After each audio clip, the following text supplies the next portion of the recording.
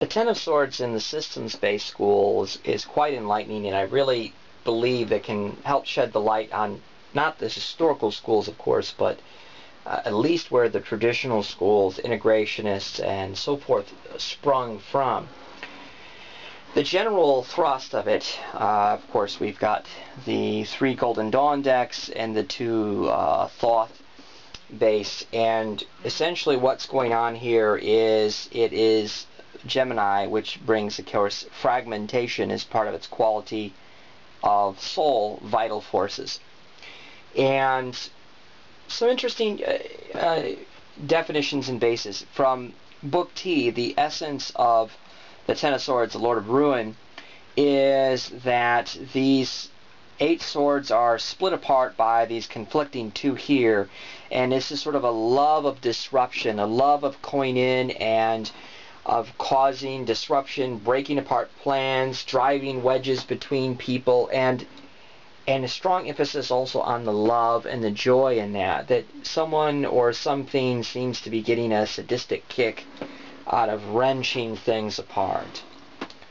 And shattering them, and really just sort of bringing the end of it. It's the end of the element, of course, also, as well as being the fragmentation of a vital force down in Malkuth, but also it's very airy. I mean, it's one of the things about the sword suit is it has a built-in instability to it, because it's, here today, gone tomorrow, air, And while, in a certain sense, our life is composed of the sum total of all our breaths, there's also an aspect of it being,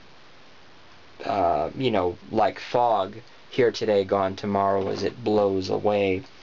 So there's sort of those aspects to it, and they tried to show that. Also the absence of anything like a rose, though that did show up in the Hermetic Tarot, but though it's very shattered, as you see.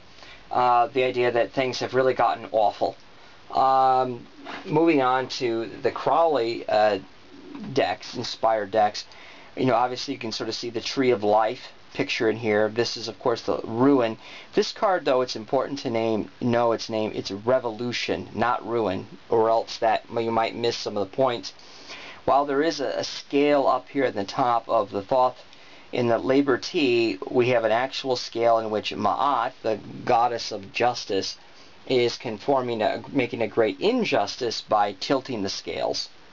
It's maybe kind of hard to see. There's a broken sword, the 6th sword, and they're trying to link that to 6 as in the sun or the prince, and there's a Christ figure, a crucifix, and that broken sword. The heart is pierced through. These 2 figures, maybe art with the lute or music or playfulness, and war or fighting or hunting. They are running each other through simultaneously. Or maybe there are 2 brothers that are now at each other's throats, and everything is going to pot. And so maybe the fragmentation of vitality there even could be at a sociological, societal kind of level. Crowley, I enjoy especially his description of this card. It says it can be sort of the, as it's playfully said, the mental masturbation of philosophers. Arguments for argument's sake that get nowhere, the arguments and the talk of lunatics and extremists. It is the degradation of the air element and of thinking in its sort of sense, its lowest, most fragmented form. It's the conspiracy theorists, the claims that the American healthcare reform is going to put microchips in everybody's body to track us, and other little weird things that have actually emerged, the death councils and so forth. This kind of stuff is the heart and soul of this card in whatever, a Golden Dawn or a Thoth-based kind of deck.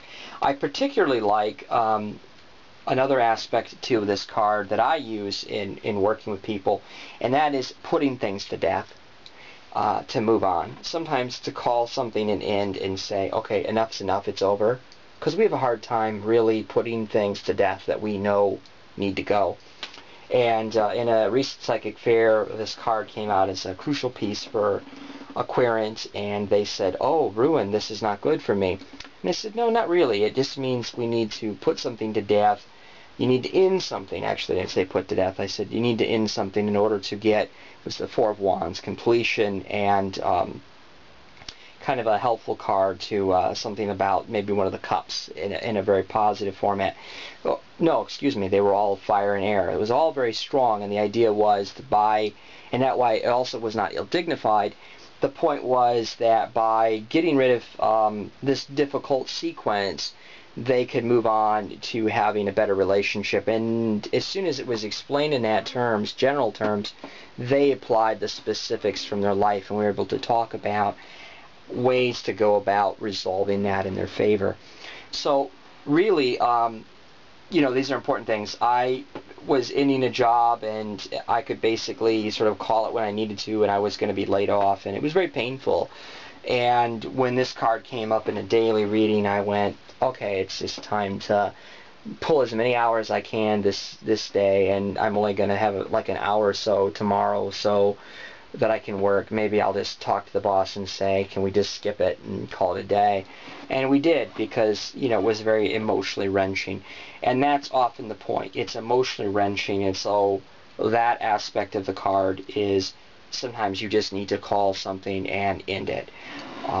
Again, so either fruitless discussions, plots, and dissension in the ranks, or putting to an end, closing a chapter on something that you're somehow still writing lines to. And that's a really good use of this card.